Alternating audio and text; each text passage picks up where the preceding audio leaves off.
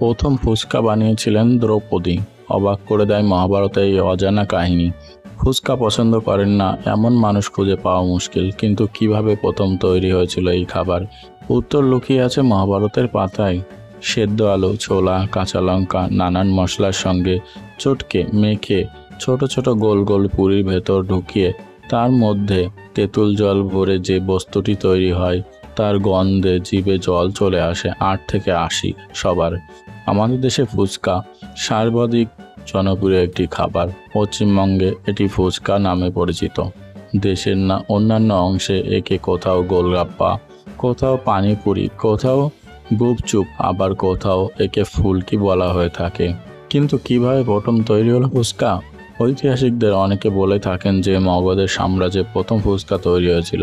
আবার অনেকে পুরাণ বিশেষজ্ঞদের মতে মহাভারতের দ্রৌপদী প্রথম ফুচকা বানিয়েছিলেন। প্রাচীন ভারতে মগধ সাম্রাজ্যের রাজধানী ছিল পাটলিপুত্র। অনেক ঐতিহাসিকদের মতে এই পাটলিপুত্রেই প্রথম ফুচকা তৈরি হয়। যে সময় থেকে এখানে লিট্টি চোখা খাওয়া শুরু, মোটামুটি তার কাছাকাছি সময় থেকে চাল গুঁড়ো দিয়ে ফুচকা তৈরির প্রথা শুরু হয় বলে মত অনেক ঐতিহাসিকবিদের।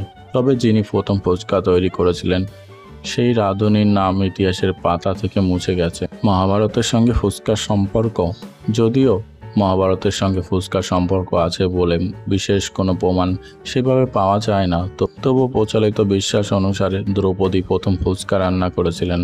দ্রৌপদী রান্নায় বিশেষ পটু ছিলেন বলে মহাভারতে উল্লেখ আছে।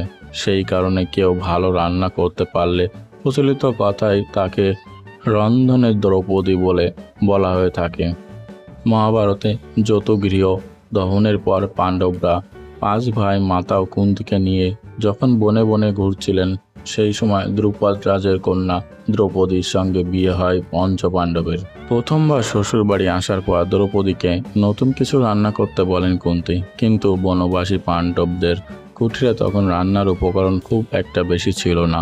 দ্রৌপদী তার সংসারকে কতটা সুষ্ঠুভাবে চালনা করতে পারেন তা পরীক্ষা করতেই কুন্তি এই সামান্য উপকরণ তাকে নতুন কোনো পদ বানাতে বললেন।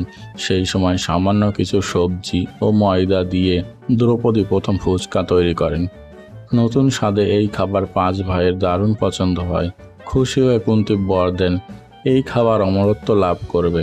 সত্যিই তারপর হাজার হাজার বছর কেটে গেল, তাও ফুচকার গৌরব এখনো অম্লান। চ্যানেলটির পক্ষ থেকে সবাইকে নমস্কার। ভিডিওটিতে কোনো ভুল ত্রুটি থাকলে আপনারা আমাকে ক্ষমা করে দেবেন। চ্যানেলটি অবশ্যই লাইক, কমেন্ট, শেয়ার এবং সাবস্ক্রাইব করুন। হরে কৃষ্ণ।